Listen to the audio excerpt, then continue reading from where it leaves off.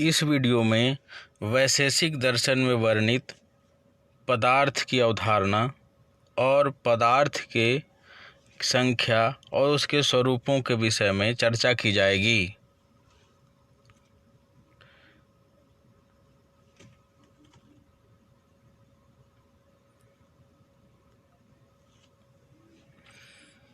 इसमें हम यह देखेंगे कि पदार्थ क्या है, पदार्थ की परिभाषा क्या है, पदार्थ कितने हैं और उनके स्वरूप क्या कौन कौन से हैं, इस विषय की चर्चा की जाएगी। यही 2-3 विचारणीय बिंदु होंगे। वैशेषिक दर्शन के अनुसार पदार्थ का अर्थ है, पद का अर्थ पदार्थ है। तत्व संग्रह में पद की व्याख्या की तर्क संग्रह में पदार्थ की व्याख्या करते हुए कहा गया है, पदस्य अर्थः पदार्थः, अर्थात पद का अर्थ ही पदार्थ है, अर्थात पद का संकेत जिस अर्थ की ओर होता है वह पदार्थ है। यहाँ पद से पद की भी विवेचना मिलती है। पद की विवेचना करते हुए तर्क संग्रह में बताया गया है कि शक्तम पदम, मतलब पद वह है जिसमें शक्ति हो, अर्थात यह शक्ति संकेत करने की हो, और या इसे यूँ समझे कि पद में अर्थ प्रदान करने की शक्ति होती है, स्वाभाविक शक्ति होती है। अतः जिस अर्थ को प्रदान करता है, पद जिस अर्थ को प्रदान करता है वही पद का अर्थ कहलाता है। वैशेषिक सूत्र में पदार्थ की परिभाषा दी गई है, अभिधेयत्वम ज्ञेयत्वम पदार्थत्वम, अर्थात अभिधेयत्वम अर्थात जिसका नामकरण किया जा सके, ज्ञेयत्वम अर्थात जिसे जाना जा सके वही पदार्थ है। अर्थात पदार्थ में 2 गुण होना चाहिए, पहला उसका ज्ञान हो और दूसरा उसका नामकरण किया जाए, अर्थात कोई न कोई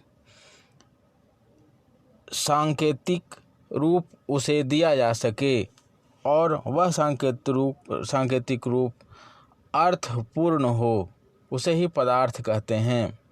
वैशेषिक दर्शन में दो प्रकार के पदार्थों की चर्चा मिलती है, पहला भावात्मक पदार्थ और दूसरा अभावात्मक पदार्थ। भावात्मक पदार्थ 6 हैं, वो हैं द्रव्य, गुण, कर्म, सामान्य, विशेष और समवाय। अभावात्मक पदार्थ में केवल अभाव नामक पदार्थ है।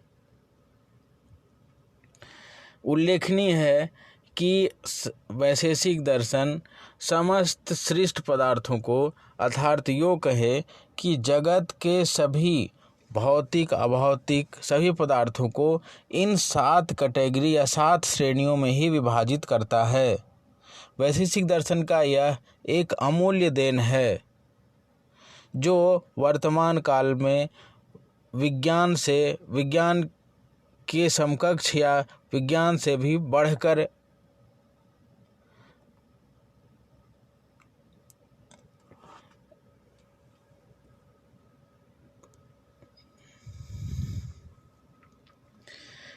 वैशेषिक दर्शन में अभाव को भी एक पदार्थ माना गया है, पर जिसे सामान्य रूप से हम किसी भी अलग वस्तु के रूप में नहीं गिनते।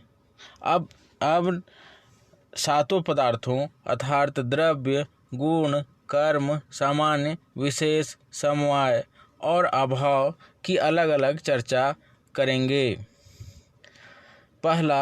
पहला जो पदार्थ है वह द्रव्य है। द्रव्य वह है जो गुण तथा कर्म का आश्रय हो और अपने कार्य का समवायी कारण हो। द्रव्य की स्वतंत्र सत्ता है, वह गुण और कर्म का आश्रयभूत तत्व है। वह अपने कार्यों का उपादान कारण है। उपादान कारण का अर्थ है कि वह अपने कार्य का रॉ मटेरियल है, कच्चा पदार्थ है, अर्थात इसके बिना कार्यों की कल्पना भी नहीं की जा सकती। यह वैसे ही है जैसे घड़े की कल्पना बगैर मिट्टी का करना। घड़े का उपादान कारण मिट्टी है, अतः उपादान कारण के बिना हम कार्य की कल्पना भी नहीं कर सकते हैं। द्रव्य स्वरूपतः नित्य, स्वतंत्र और विशेष युक्त होता है। वह या तो विभू होता है या अनुरूप होता है। नित्य द्रव्यों से बने हुए पदार्थ नित्य होते हैं और अनित्य द्रव्यों से बने हुए पदार्थ अनित्य होते हैं। वैशेषिक दर्शन में 9 प्रकार के द्रव्य माने गए हैं। ये 9 द्रव्य हैं: पृथ्वी, जल, वायु और आकाश। अन्य द्रव्य हैं काल, दिक्, आत्मा और मन। यहाँ यह ध्यान देने वाली बात है कि पृथ्वी, जल, वायु और आकाश ये सभी पंच महाभूत हैं और यह अपने सूक्ष्म रूप में नित्य हैं, परंतु विभू रूप में अनित्य माने जाते हैं।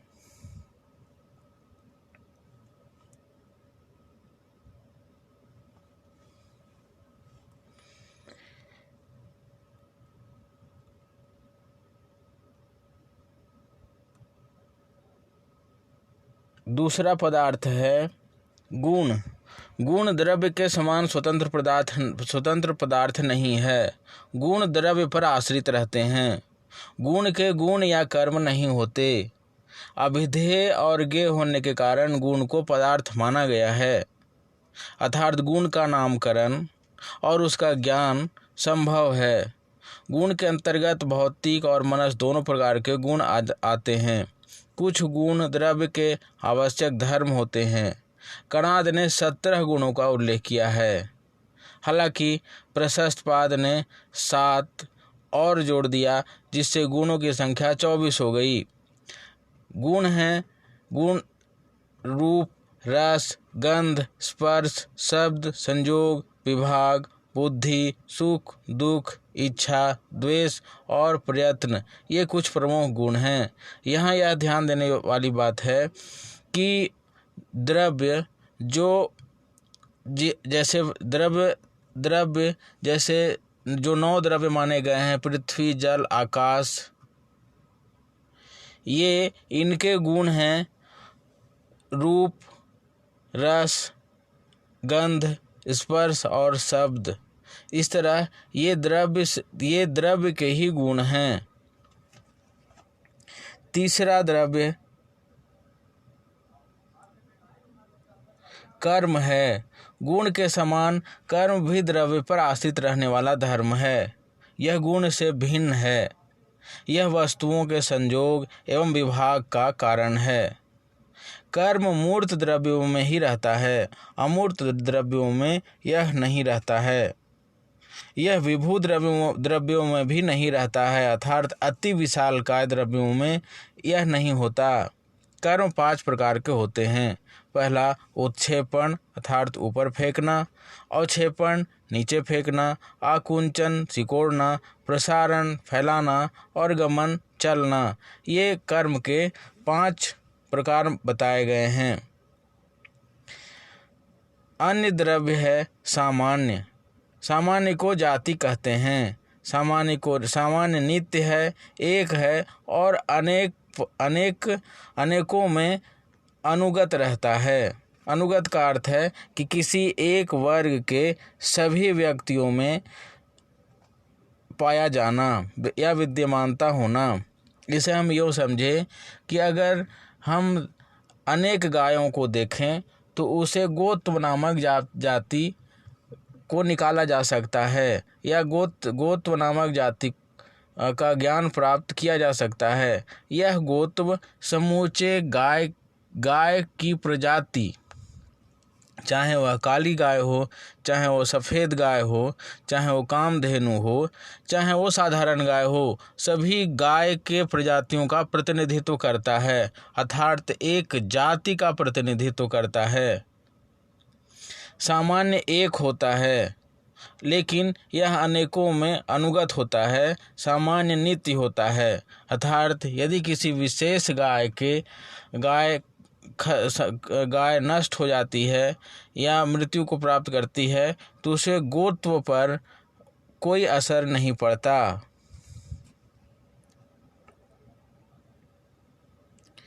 इसके उपरांत जो द्रव्य है वह विशेष है। विशेष एक विशिष्ट प्रकार का द्रव्य है, अर्थात जो किसी वस्तु में जिससे उसकी अपनी अलग पहचान या अलग विशिष्टता आती है या परिलक्षित होती है, उसे विशेष कहते हैं। जितने भी दृश्य पदार्थ हैं, चाहे वो भौतिक हैं चाहे वो अभौतिक, सभी में विशिष्टता होती है।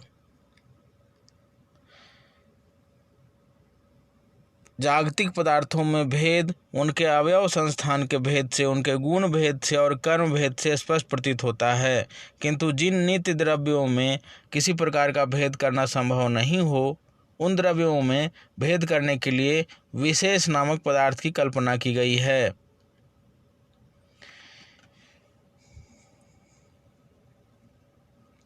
अर्थात एक आत्मा से दूसरी आत्मा का भेद, एक मन से दूसरी मन का भेद, यह विशेष नामक द्रव्य के कारण होता है। एक गाय से दूसरे गाय में भेद, एक मनुष्य से दूसरे मनुष्य में भेद, एक परमाणु पृथ्वी महाभूत के एक अणु से दूसरे अणु का भेद, यह विशेष नामक द्रव्य के कारण होता है। यह स्वभावतः व्यावर्तक होता है, अर्थात यह भेद उत्पन्न करने वाला होता है। इसके अतिरिक्त जो द्रव्य है उसका नाम समवाय है। समवाय एक संबंध है। समवाय नित्य और अपृथक संबंध है, अर्थात यह इसे समाप्त करना या इसे अलग करना संभव नहीं है। यह एक अयुत सिद्ध संबंध कहा जाता है, अर्थात जिन दो वस्तुओं के बीच यह संबंध होता है, यदि संबंध समाप्त हो जाए तो उन वस्तुओं की सत्ता भी समाप्त हो जाती है या उनकी सत्ता की कल्पना ही नहीं की जा सकती। यह द्रव्य और गुण में, द्रव्य और कर्म में, सामान्य और व्यक्ति में, सामान्य और विशेष में, अवयव और अवयवी में यह संबंध पाया जाता है। द्रव्य और गुण दो पदार्थ एक दूसरे के आश्रयभूत द्रव्य हैं, अर्थात द्रव्य में गुण निहित है और गुण का आश्रय द्रव्य है, और परंतु गुण के बिना द्रव्य की कल्पना भी नहीं की जा सकती। अर्थात द्रव्य है तो गुण है और गुण स्वतंत्र नहीं रह सकता, गुण किसी न किसी द्रव्य में ही रहेगी। उदाहरण के लिए, यदि पृथ्वी महाभूत एक द्रव्य है तो गंध उसका गुण है, गंध स्वतंत्र रूप में नहीं रहेगा। गंध पृथ्वी नामक महाभूत में ही रहेगा और गुण के बिना पृथ्वी महाभूत की कल्पना नहीं की जा सकती। अतः समवाय संबंध दो जिन वस्तुओं के बीच होता है वह उनके अस्तित्व से संबंधित रहता है।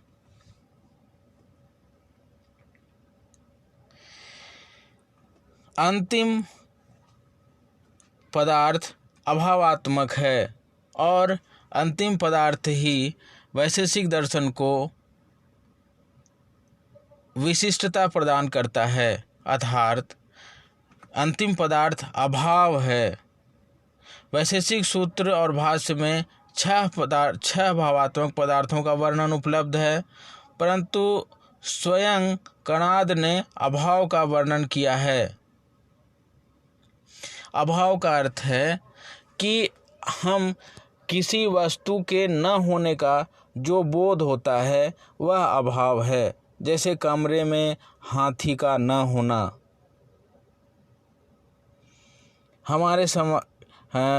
हमारे समक्ष किसी विशेष व्यक्ति का न होना, यद्यपि हम उस व्यक्ति को देख नहीं रहे होते हैं या हमारी इंद्रियां उस व्यक्ति से या उस वस्तु से संसर्ग या सन्निकर्ष नहीं कर रही होती हैं, फिर भी हमें उसका ज्ञान होता है। इस प्रकार का ज्ञान अभाव नामक द्रव्य के कारण होता है। वैशेषिक दर्शन में अभाव दो प्रकार के माने गए हैं। पहला संसर्गाभाव, जिसमें दो वस्तुओं के संबंध का निषेध किया जाता है, जैसे क ख में नहीं है। और दूसरा अन्योन्या भाव, अर्थात दो वस्तुओं का परस्पर भेद, जैसे क ख नहीं है। इसे यूँ समझें कि संसर्गा भाव में संबंध नहीं होता। जैसे गाय में घोड़े का अभाव, यह संसर्गा भाव है। अन्योन्या भाव दो वस्तुओं के परस्पर भेद का भाव है, जैसे गाय अगाय नहीं है। इसमें अन्य से अभाव होता है। संसर्गा भाव तीन प्रकार का होता है: प्राग भाव, प्रध्वंसा भाव और अत्यंता भाव। अन्योन्या भाव एक ही प्रकार का होता है। प्राग भाव का अर्थ है उत्पत्ति के पूर्व कारण में कार्य का अभाव, जैसे उत्पत्ति के पूर्व घट का अभाव, उत्पत्ति के पूर्व मिट्टी में घट का अभाव। यह अनादि है परंतु शांत है, अर्थात मिट्टी में घड़ा कब से नहीं है यह ज्ञात नहीं है, इसका कोई आदि नहीं है। परंतु जैसे ही मिट्टी से घड़ा उत्पन्न हो जाता है वैसे ही यह भाव मतलब प्राग भाव समाप्त हो जाता है, इसलिए यह शांत है। प्रध्वंसा भाव अर्थात विनाश के बाद अभाव, अर्थात जब मिट्टी से घड़ा उत्पन्न हो जाता है और घड़ा नष्ट हो जाता है तो उसके बाद अभाव। यह प्रध्वंसा भाव शादी है, अर्थात इसकी शुरुआत होती है परंतु यह अंत है। यह कब तक रहेगा इसका कोई ठिकाना नहीं है, इसकी कोई सीमा नहीं है। जैसे जब घड़ा नष्ट होना शुरू होता है तो इस प्रध्वंसा भाव की शुरुआत होती है, लेकिन नष्ट चुका होता है तो कब तक ये नष्ट रूप में रहेगा इसकी कोई सीमा नहीं है। अतः यह शादी है और अनंत है। अत्यंता भाव का अर्थ है कि यह त्रिकाल में अभाव है, अर्थात तीनों कालों में इसका अभाव पाया जाता है। जैसे काल्पनिक वस्तुओं का अभाव, जैसे आकाश कुसुम, वंध्यापुत्र, स्वर्ण पर्वत इत्यादि का अभाव, ये सभी काल्पनिक वस्तुएं हैं जिसका कभी भी अस्तित्व नहीं हो सकता। इनका अस्तित्व होना एक विरोधाभासी विचार कहलाएगा। इस प्रकार यह वैशेषिक दर्शन द्वारा पदार्थ की चर्चा की गई है। वैशेषिक दर्शन इन्हीं 7 श्रेणियों में समूचे जगत के पदार्थों को रखा है। आशा है सभी विद्यार्थियों को और सभी श्रोताओं को वैशेषिक दर्शन द्वारा वर्णित पदार्थ का सिद्धांत समझ में आया होगा। पदार्थ के प्रकार समझ में आए होंगे। धन्यवाद।